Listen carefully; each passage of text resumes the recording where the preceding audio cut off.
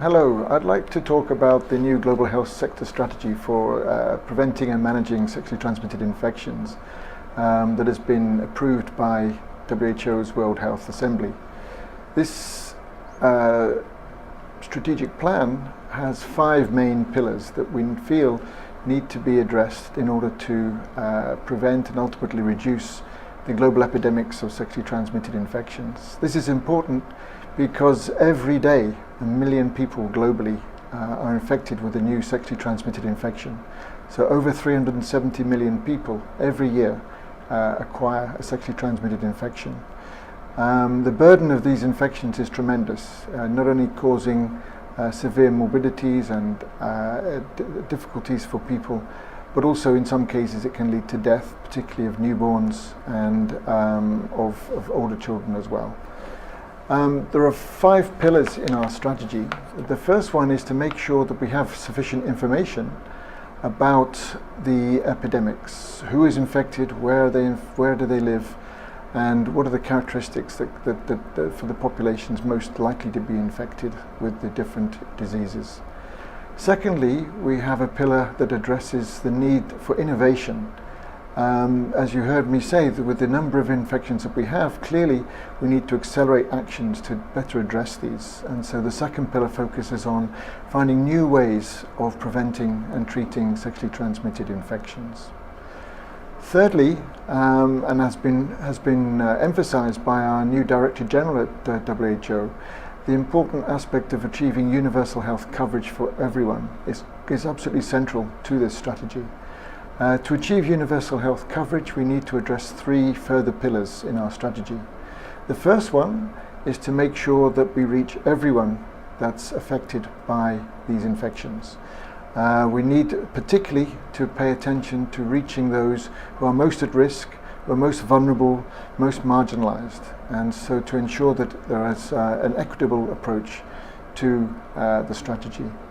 Secondly, we need to make sure that we use effective interventions to address the various epidemics of sexually transmitted infections. From the evidence that we have at the moment, we've identified at WHO 3 priority interventions, which we know from data are very cost effective and are likely to lead to rapid changes and reductions in sexually transmitted infections.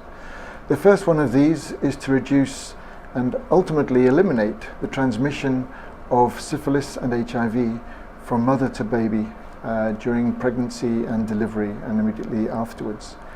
These strategies have proven very effective when they're implemented through providing treatment to women during pregnancy, and in fact several countries now have managed to completely eliminate this mode of transmission of syphilis.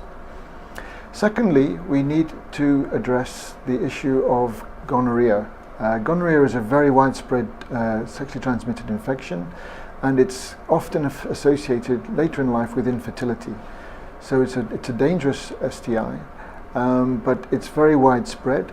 And the big problem is that the drugs that we have to treat it are increasingly becoming resistant, and so together with the global antimicrobial resistance programs, we're trying to find ways of developing new drugs and new treatments so that we can better prevent and treat gonorrhea.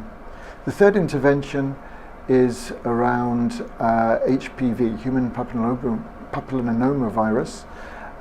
This virus is transmitted sexually, and it later in life causes cervical cancer among women. And so by controlling this infection, we will be able to ultimately eliminate cervical cancer through sexually transmitted infections. Those are our 3 main interventions. And then the final pillar for achieving universal health coverage is financing. Financing for addressing sexually transmitted infections has been a major weakness. Many governments are reluctant to invest in the types of strategies that I've talked about, and so we need to have a big push to make sure that everyone in decision-making positions is fully aware of the burdens and the impact of sexually transmitted infections, so that they can find ways of getting the financing together and ensuring that this financing stays in place long enough to reduce and ultimately eliminate these global epidemics. So, thank you very much.